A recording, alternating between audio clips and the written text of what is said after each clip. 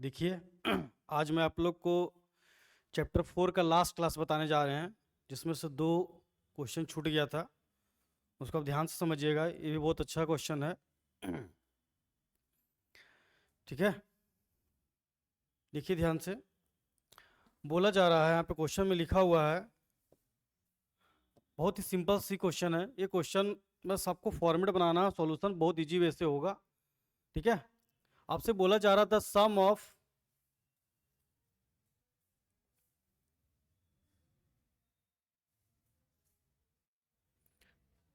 देखिए आपसे बोला जा रहा था sum of 3 numbers is 6 twice the third number when added to the first number gives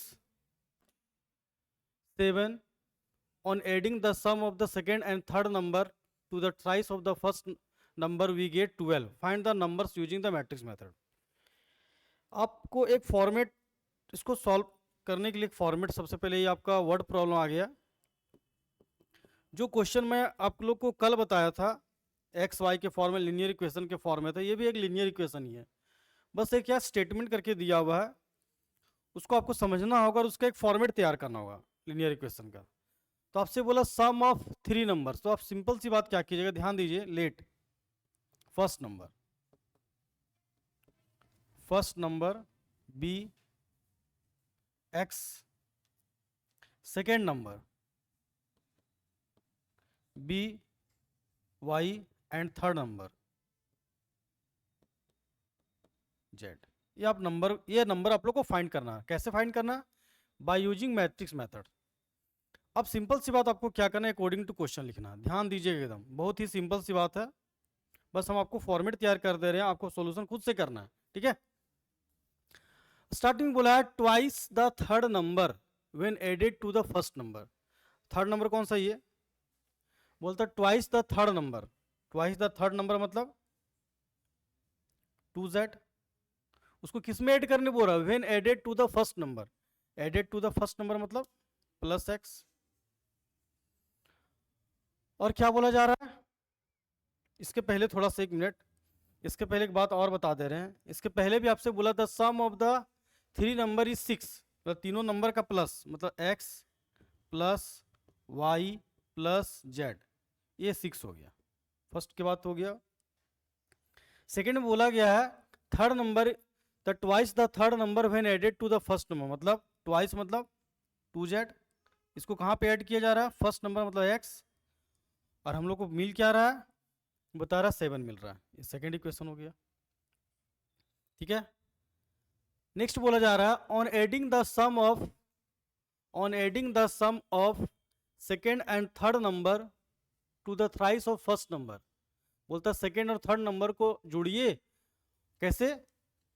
first number को थ्राइस करके। फर्स्ट नंबर थ्राइस मतलब 3x, सेकेंड नंबर मतलब y, और थर्ड नंबर मतलब z। ये तीनों का सम बता रहा है, कितना दिया हुआ है? 12। तो 12 लिख दिए। आप याद कीजिए कि कल इसी टाइप का एक फॉर्मेट, इस टाइप का ही क्वेश्चन एक बताया था, जिसका फॉर्मेट था उसके ऊपर में एक मैट्रिक्स था। बोला एक मैट्रिक्स का इन्वर्स फाइंड कीजिए, और फिर उसको यूज करके आप इस तरह का एक लीनियर इक्वेशन था जो हम कल बता चुके हैं, उसको आप सॉल्व कीजिए। ठीक है, तो सबसे पहले देखिए, आप यहाँ पे आपके पास हम ये जो स्टेटमेंट था उसको हम एक फॉर्मेट बना दिए लीनियर इक्वेशन। 3 वेरिएबल का 3 इक्वेशन बनेगा। क्लियर? अगर 3 वेरिएबल होगा तो 3 इक्वेशन बनेगा। इससे आपको क्या करना है? सबसे पहले ये तो आपका स्टैंडर्ड फॉर्म है, इसको आप थोड़ा सा एक बार और इसको स्टैंडर्ड फॉर्म बना लीजिए। स्टैंडर्ड फॉर्म बनाने का मेरा मतलब हुआ, आप खुद से बना भी सकते थे कि इसमें एक्स वाई जेड आपको दिख रहा है। ठीक है, इसमें भी एक्स और जेड दिख रहा है, वाई आपको नहीं दिख रहा है, मतलब वाई का टर्म क्या हुआ है? 0 है। इसमें एक्स वाई जेड तीनों टर्म दिख रहा है। तो आप सिंपल सी बात है, इसको, इस इक्वेशन को ऐसे भी सॉल्व कर भी कर सकते थे, अगर आपको समझ में आ रही है तो। ठीक है, आपको करना क्या है? आपको यही करना है, द गिवन, कल बताए थे हम, द गिवन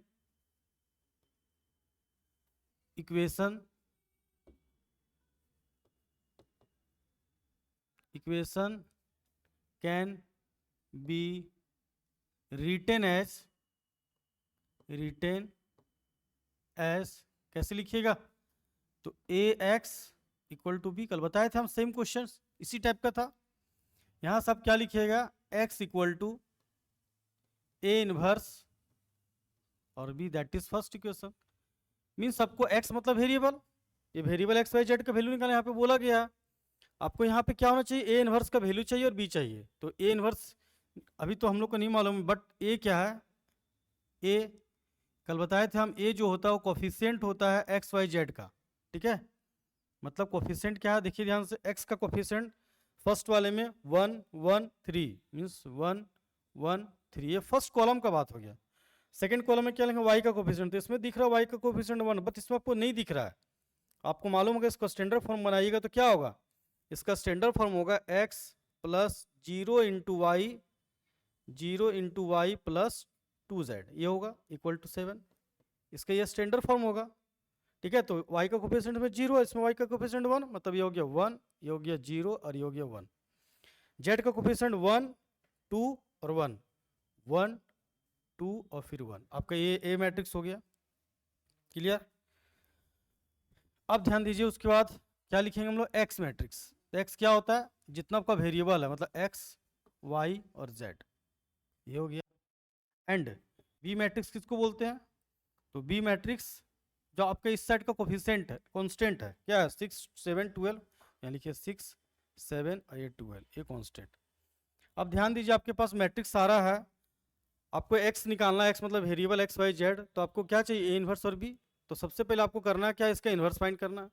तो इन्वर्स का आपको रूल बता चुके हैं हम। इन्वर्स फाइंड करने के लिए सबसे पहले क्या किया जाता है कि कोई भी स्क्वायर मैट्रिक्स का इन्वर्स फाइंड करना हो तो सबसे पहले उसका डिटर्मिनेंट फाइंड किया जाता है। डिटर्मिनेंट आपको बता चुके हैं, और डिटर्मिनेंट जब फाइंड कीजिए वो नॉन सिंगुलर मैट्रिक्स होना चाहिए, क्लियर।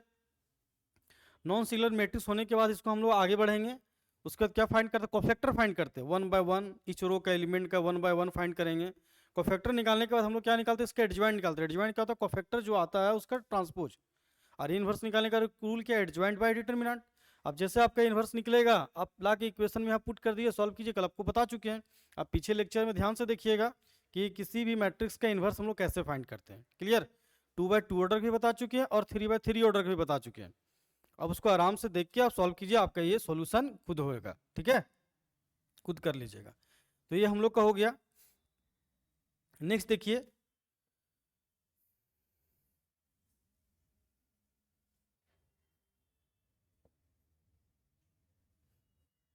नेक्स्ट क्वेश्चन भी बहुत इंपॉर्टेंट है।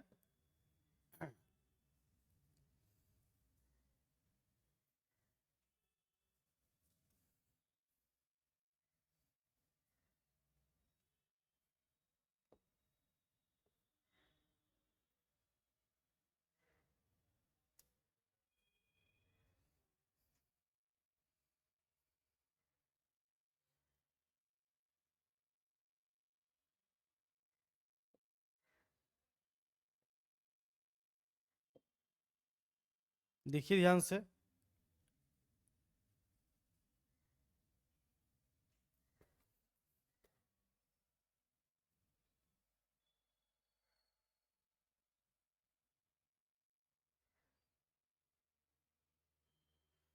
ये नेक्स्ट क्वेश्चन हम लोग का बचा हुआ है, ठीक है। बहुत ही अच्छा क्वेश्चन है। आपसे बोला गया है प्रूव डैट, ये डिटर्मिनेंट के फॉर्म में इसके बदले हम लोग को क्या लाने बोल रहा, 4a स्क्वायर बी स्क्वायर सी स्क्वायर। इसको कैसे सॉल्व किया जाता है, ध्यान दीजिएगा आप। सबसे पहले हम लोग सॉल्यूशन में लिखेंगे यहाँ पे LHS। डिटर्मिनेंट का सारा प्रॉपर्टीज हम पीछे लेक्चर में बता चुके हैं कि कोई भी डिटर्मिनेंट में कौन कौन सा प्रॉपर्टी अप्लाई कर सकते हैं, ठीक है। तो इसको हम लोग को क्या करना है, LHS इक्वल टू RHS लाना। सबसे पहले आप यहाँ पे क्या लिखिएगा, LHS। LHS में आप क्या लिखिएगा, ध्यान से देखिए, जो लिखा हुआ आप ए स्क्वायर प्लस AB और फिर AB, ठीक है। नेक्स्ट वाले में BC, नेक्स्ट वाले में B स्क्वायर और नेक्स्ट वाले में B square plus BC, next वाले में C square plus AC, next वाले में AC और नेक्स्ट वाले में C स्क्वायर। ये है आपका डिटर्मिनेंट का फॉर्मेट लिख दिए। इसके इक्वल टू सॉल्व करके हमको ये लाना। आपको बताया था कि हम कोई भी रो को या कोई भी कॉलम को चेंज करने पर आपस में या फिर आपस में ऐड कैसे किया जाता है, सबट्रैक्ट कैसे किया जाता है, मल्टीप्लाई कैसे किया जाता है, सब सारा प्रॉपर्टीज आपको बता चुके हैं। आप पीछे लेक्चर में ध्यान से देख लीजिएगा, ठीक है। हम यहाँ पे क्या करते हैं, एक रूल अप्लाई करते हैं। रूल में क्या अप्लाई करते हैं, ध्यान से देखिए। इसको सॉल्व करने के बाद हम लोग को सिंपल कोशिश करना है कि कोई प्लेस पे दो जगह जीरो हो जाए, तो एक्सपेंड करने पर लास्ट में यहाँ प्रॉपर्टी यूज करके हम लोग को सॉल्व करना है। तो आप कीजिएगा क्या, सबसे पहले यहाँ पे अप्लाई करते हैं हम लोग C1 में अप्लाई। इसको थोड़ा शॉर्ट करते हैं हम लोग। C1 को हम लोग चेंज करते हैं क्या, C1/A। दूसरे C2 को अप्लाई करते हैं C2/B करके, और C3 को अप्लाई करते हैं C3/C। ठीक है, ये हम लोग क्या किया, अप्लाई किए। तो जब किसी से मल्टीप्लाई करते हैं, ठीक है, ये हम लोग C1 को चेंज किए हैं। तो जैसे C1 को यहाँ पे चेंज किए, क्या बोला गया है,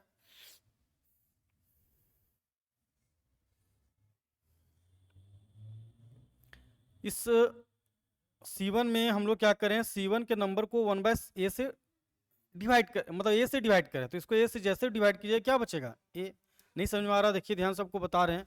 अब C1 का जो एलिमेंट है, आपको C1 को चेंज कर रहे हैं, ध्यान दीजिएगा। तो C1 का एलिमेंट डिवाइडेड बाय A, तो कैंसिल होकर क्या बचेगा, A बचेगा। तो बस वो अप्लाई कर दे रहे हैं, A हो गया। इस दोनों से कॉमन पहले A आएगा, और A से डिवाइड करेंगे क्या होगा, A + B। ठीक है, इसमें A से डिवाइड करेंगे क्या होगा, B। Clear. Next second column को क्या करे हैं हम लोग, चेंज कर रहे हैं। कैसे, B से डिवाइड कर दिए, क्या होगा B, सॉरी, इसमें क्या होगा, BC है तो क्या होगा C।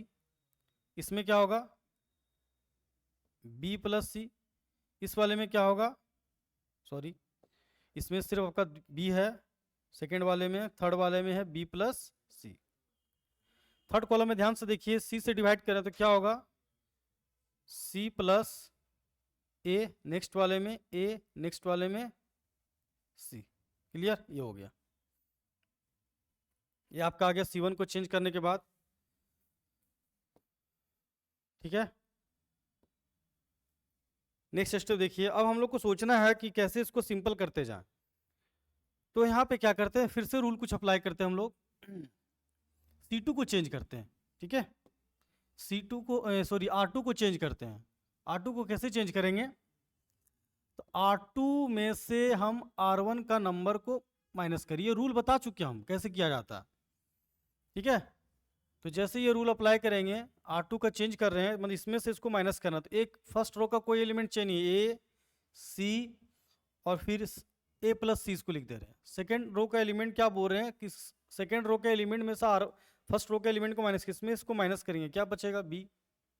इसमें इसको माइनस करेंगे, क्या हो जाएगा B - C।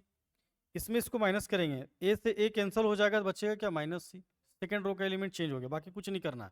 ये B हो गया, ये B + C हो गया, और ये C हो गया। ठीक है, फिर से अप्लाई करते हैं सेकेंड रो का एलिमेंट को। ठीक है, क्या अप्लाई कर रहे हैं, तो R2 को फिर से चेंज कर रहे हैं हम लोग, R2 - R3 कर दे रहे हैं। ठीक है, अब ध्यान से देखिए, इसको कुछ नहीं करना। फर्स्ट रो का element A C, A + C, इसमें इसको माइनस कीजिए, 0 आएगा। इसमें इसको माइनस करना है, ठीक है। दिक्कत होता तो ऐसे लिख लीजिए, पहले B - C और माइनस कर रहे हैं थर्ड वाले में से, तो -B -C कैंसिल, क्या होगा B का टर्म बचा, क्या आपके पास -2C, यहाँ लिखिए -2C। इसमें इसको माइनस कीजिए, -C और -C, मतलब -2C हो गया। ठीक है, ये इस तरह से आगे देखिए, एक प्लेस पे तो हम लोग के पास 0 दिख रहा है। अब इसमें तो कुछ चेंज नहीं किया हम लोग, इसमें लिखेंगे B, फिर B + C, और ये हो गया C, ऐसा हो गया। कुछ कॉमन आ रहा तो देख लीजिए, कुछ भी कॉमन नहीं दिख रहा है। कुछ और प्लेस पे हम लोग कोशिश करते हैं 0 लाने के लिए। ठीक है, तो एक प्लेस पे और हम लोग 0 लाने की कोशिश करते हैं। मान लीजिए हम C2 के एलिमेंट को चेंज करें, ठीक है, C2 का एलिमेंट को चेंज करें, कैसे, तो C2 - C3 कर दे रहे हैं। देखिए ध्यान से, इसका कुछ नहीं कर रहे हैं। फर्स्ट कॉलम के एलिमेंट को 1 A 0 और फिर B, इसमें से इसको माइनस करें, तो जैसे माइनस लगाएंगे, माइनस से -C क्या होगा, -C। इसमें -2C में से -2C करिए, प्लस हो जाएगा, क्या होगा 0। ठीक है, इसमें इसको माइनस करें, क्या होगा B। इसको कुछ भी नहीं कर रहे हम लोग, C3 के कॉलम के एलिमेंट को, a+c -2c और c। इससे क्या होता है, दो प्लेस पे अगर जीरो आ जाता है तो हम लोग को थोड़ा सा डिटर्मिनेंट सॉल्व करने में इजी हो जाता है, ठीक है। अब इसको क्या करेंगे हम लोग, ध्यान दीजिए, हम लोग यहाँ पे एक्सपेंड करेंगे, ठीक है। अब एक्सपेंड कर सकते हैं, तो किसको एक्सपेंड करेंगे, लिख दीजिएगा, expanding, sorry, expanding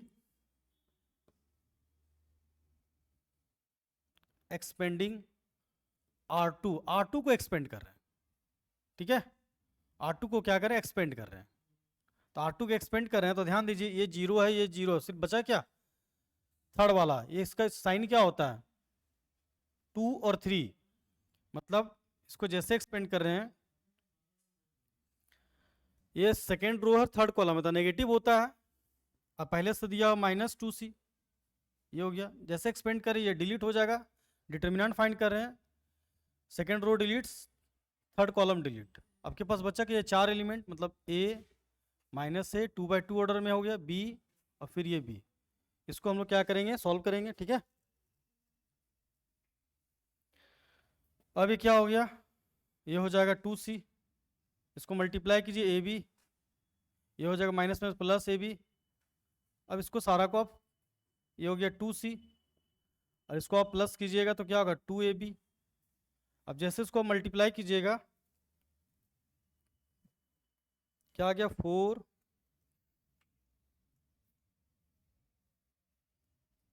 a b और c, चेक कर लीजिए।